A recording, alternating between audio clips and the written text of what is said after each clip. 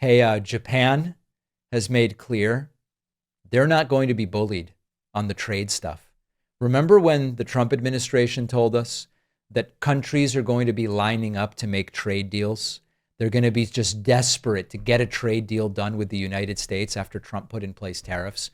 Well, Japan just canceled their trip and they've left Trump sort of standing at the door, waiting for his date to pick him up, and the date's not coming.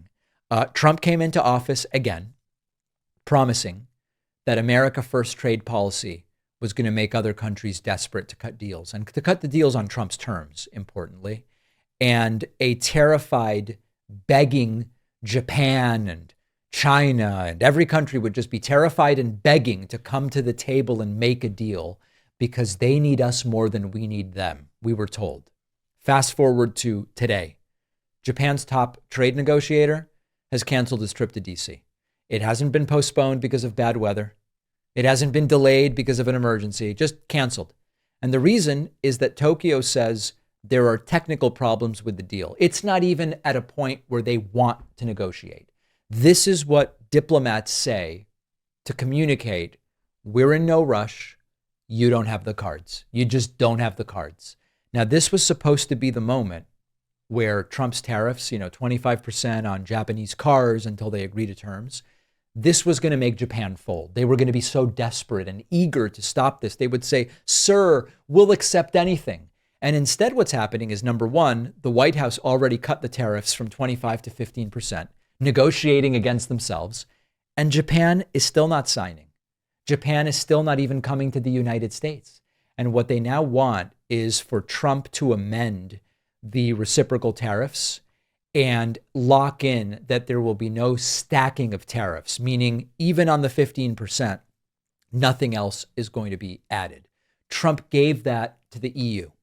And the kicker is that part of the deal includes Japan's $550 billion dollar investment package for the US, and that's free money that Trump can spend however he wants. Trump said about that part of the deal, it's our money, we can do whatever we want.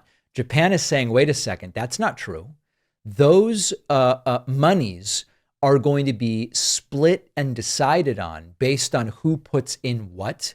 And they haven't even signed off on written confirmation of the $550 billion, which Trump has already said is a done deal. So we need to zoom out here. Trump told Zelensky in the Oval Office a couple months ago, you don't have the cards. He scolded him and just pathetically condescending. He said to Zelensky, you don't have the cards. It seems we don't have the cards. And I hate to admit that. I wish we did have the cards. It'd be better for the country. But when Japan goes, we don't like this, we don't like that, we're not flying to the US, they just don't feel any urgency. Now, we have to really hold the administration accountable for what they promised. Trump said, my approach will terrify other countries about losing access to the US market. They're going to negotiate on our timeline. And Japan showed they're comfortable dragging it out and just making Trump wait. And the more they wait, the more it becomes clear that Trump doesn't have the leverage he claimed to have. Trump doesn't have the cards he believes that he has. This doesn't happen in a vacuum. We see it with other countries. When Japan sees that, China's not eager to come to a deal, Japan starts to think, maybe we don't need to come to a fast agreement either. And so with Japan dragging its feet and demanding changes and all of it, there is no real reason at this point to expect a deal anytime soon. We hold all the cards isn't working because it's just not true. And unfortunately, and I don't say this to brag, sometimes I hear from Republicans, David, you seem so thrilled that it's going terribly. I'm not thrilled at all. It's terrible for American companies, American consumers.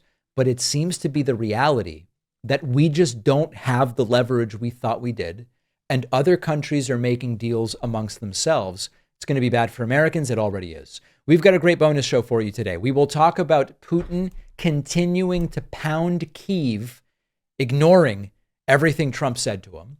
Prosecutors have failed to obtain an indictment against a man who threw a sandwich at a federal agent.